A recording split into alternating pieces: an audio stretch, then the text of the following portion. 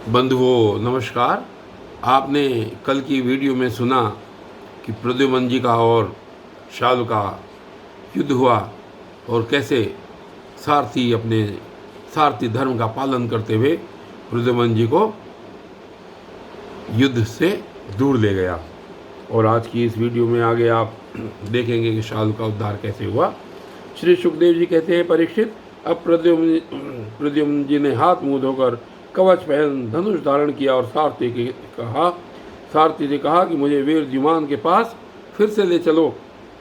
उस समय द्युमान यादव सेना को तहस नहस कर रहा था।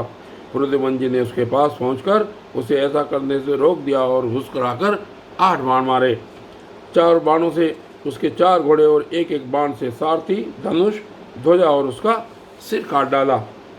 इधर गद, सात्यकी, सांब आदि यदुवंशी वीर भी शालू की सेना का संहार करने लगे। 100 विमान पर चढ़े हुए सैनिकों की गर्दनें कट जाती और वे समुद्र में गिर पड़ते। इस प्रकार यदुवंशी और शालू के सैनिक एक दूसरे पर प्रहार करते रहे। बड़ा ही घमासान और भयंकर युद्ध हुआ और वह लगातार 27 दिनों तक चलता रहा। उन दिनों भगवान श्री कृष्ण धर्मराज युधिष्ठिर के बुलाने से इंद्रप्रस्थ गए हुए थे। राजसूय यज्ञ हो चुका था और शिशुपाल की भी मृत्यु हो गई थी। वहाँ भगवान श्री कृष्ण ने देखा कि बड़े भयंकर अपशकुन हो रहे हैं। तब उन्होंने कुरुवंश के बड़े बूढ़ों, ऋषि मुनियों, कुंती और पांडवों से अनुमति लेकर द्वारका के लिए प्रस्थान किया। वे मन ही मन यह कहने लगे कि मैं पूज्य भाई बलराम जी के साथ यहाँ चला आया। अब शिशुपाल के पक्षपाती क्षत्रिय अवश्य ही द्वारका पर आक्रमण कर रहे होंगे। भगवान श्री कृष्ण ने द्वारका में पहुंचकर देखा कि सचमुच यादवों पर बड़ी विपत्ति आई है। तब उन्होंने बलराम जी को नगर की रक्षा के लिए नियुक्त कर दिया और सोपति शालू को देखकर अपने सारथी दारुक से कहा, दारुक, तुम शीघ्र से शीघ्र मेरा रथ शालू के पास ले चलो।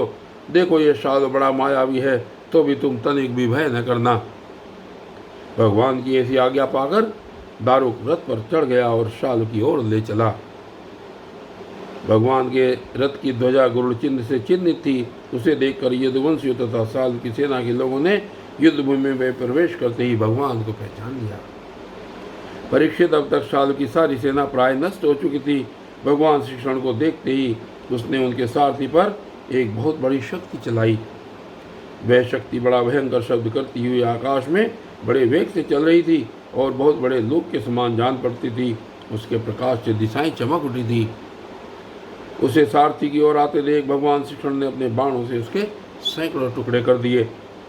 इसके बाद उन्होंने शालू को 16 बाण मारे और उसके विमान को भी, जो आकाश में घूम रहा था, असंख्य बाणों से छलनी कर दिया।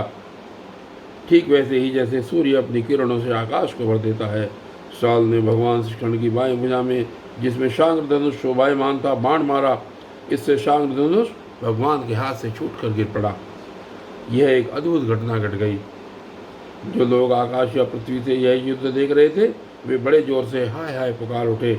तब शालू ने गरज कर भगवान श्री कृष्ण से यूँ कहा, मूढ़, तूने हम लोगों के देखते देखते हमारे भाई और सखा शिशुपाल की पत्नी को हर लिया तथा भरी सभा में, जबकि हमारा मित्र शिशुपाल असावधान था, तूने उसे मार डाला।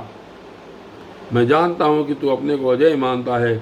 यदि मेरे सामने ठहर गया तो मैं आज तुझे अपने तीखे बाणों से वहाँ पहुँचा दूंगा जहाँ से फिर कोई लौटकर नहीं आता। भगवान श्री कृष्ण ने कहा, रे मंद, तू वृथा ही बहक रहा है। तुझे पता नहीं कि तेरे सिर पर मौत सवार है। शूरवीर व्यर्थ की बकवास नहीं करते, वे अपनी वीरता ही दिखलाया करते हैं।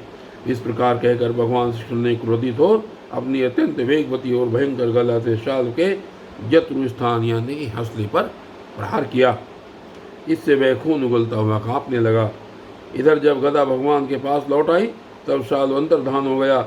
इसके बाद 2 घड़ी बीतते बीतते एक मनुष्य ने भगवान के पास पहुंचकर उनको सिर झुकाकर प्रणाम किया और वह रोता हुआ बोला, मुझे आपकी माता देवकी जी ने भेजा है।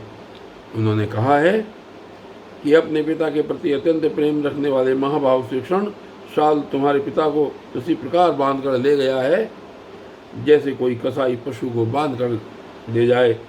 यह प्रिय समाचार सुनकर भगवान श्री कृष्ण मनुष्य से बन गए। उनके मुंह पर कुछ उदासी छा गई। वे साधारण पुरुष के समान अत्यंत करुणा और स्नेह से कहने लगे, अहो मेरे भाई बलराम जी को तो देवता अथवा असुर कोई नहीं जीत सकता। वे सदा सर्वदा सावधान रहते हैं। साल का बल पुरुष तो अत्यंत अल्प है, फिर भी इसने उन्हें कैसे जीत लिया और कैसे मेरे पिताजी को बांध कर ले गया। सचमुच प्रारब्ध बहुत बलवान है। भगवान श्री कृष्ण इस प्रकार कह ही रहे थे कि शाल वसुदेव जी के समान एक माया रचित मनुष्य लेकर वहाँ आ पहुँचा और श्री कृष्ण से कहने लगा, मूर्ख, देख, यही तुझे पैदा करने वाला तेरा बाप है, जिसके लिए तू जी रहा है। तेरे देखते देखते मैं इसका काम तमाम कर रहा हूँ। कुछ बल पुरुष हो तो इसे बचा। माया विशाल ने इस प्रकार भगवान को फटकार कर माया रचित वसुदेव का सिर तलवार से काट लिया और उसे लेकर अपने आकाशस्थ विमान पर जा बैठा। परीक्षित, भगवान श्री कृष्ण स्वयं सिद्ध ज्ञान स्वरूप और महानुभाव हैं। वे यह घटना देखकर 2 घड़ी के लिए अपने स्वजन वसुदेव जी के प्रति अत्यंत प्रेम होने के कारण साधारण पुरुषों के समान शोक में डूब गए, परंतु फिर वे जान गए कि यह तो शाल की फैलाई हुई आसुरी माया ही है, जो उसे मय दानव ने बतलाई थी। भगवान श्री कृष्ण ने युद्ध भूमि में सचेत होकर देखा, न वहाँ दूत है और न पिता का वह शरीर, जैसे स्वप्न में एक दृश्य दिखकर लुप्त हो गया हो। उधर देखा तो शाल विमान पर चढ़कर आकाश में विचर रहा है। तब वे उसका वध करने के लिए उद्यत हो गए। प्रिय परीक्षित, इस प्रकार की बात पूर्वापर का विचार न करने वाले कोई ऋषि कहते हैं। अवश्य ही वे इस बात को भूल जाते हैं कि श्री कृष्ण के संबंध में ऐसा कहना उन्हीं के वचनों के विपरीत है। कहाँ अज्ञानियों में रहने वाले शोक, मोह, स्नेह और भय, तथा कहाँ वे परिपूर्ण भगवान श्री कृष्ण, जिनका ज्ञान, विज्ञान और ऐश्वर्य अखंडित है, एक रस है। भला उनमें वैसे भावों की संभावना ही कहाँ है। बड़े बड़े ऋषि मुनि भगवान श्री कृष्ण के चरण कमलों की सेवा करके आत्मविद्या का भली भांति संपादन करते हैं और उसके द्वारा शरीर आदि में आत्मबुद्धि रूप अनादि अज्ञान को मिटा डालते हैं तथा आत्म संबंधी अनंत ऐश्वर्य प्राप्त करते हैं। उन संतों के परम गति स्वरूप भगवान श्री कृष्ण में भला मोह कैसे हो सकता है। अब शाल भगवान श्री कृष्ण पर बड़े उत्साह और वेग से शस्त्रों की वर्षा करने लगा था। अमोघ शक्ति भगवान श्री कृष्ण ने भी अपने बाणों से शाल को घायल कर दिया और उसके कवच, धनुष तथा सिर की मणि को छीन भिन्न कर दिया। साथ ही गदा की चोट से उसके विमान को भी जर्जर कर दिया। परीक्षित, भगवान श्री कृष्ण के हाथों से चलाई हुई गदा से वह विमान चूर चूर होकर समुद्र में गिर पड़ा। गिरने के पहले ही शाल हाथ में गदा लेकर धरती पर कूद पड़ा और सावधान होकर बड़े वेग से भगवान श्री कृष्ण की ओर झपटा। शाल को आक्रमण करते देख उन्होंने भाले से गदा के साथ उसका हाथ काट गिराया। फिर उसे मार डालने के लिए उन्होंने प्रलयकालीन सूर्य के समान तेजस्वी और अत्यंत अद्भुत सुदर्शन चक्र धारण कर दिया। उस समय उनकी ऐसी शोभा हो रही थी मानो सूर्य के साथ उदयाचल शोभायमान हो।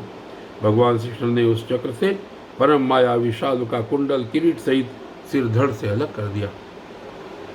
ठीक वैसे ही जैसे इंद्र ने वज्र से वृत्तासुर का सिर काट डाला था, उस समय शाल के सैनिक अत्यंत दुख से हाय हाय चिल्ला उठे।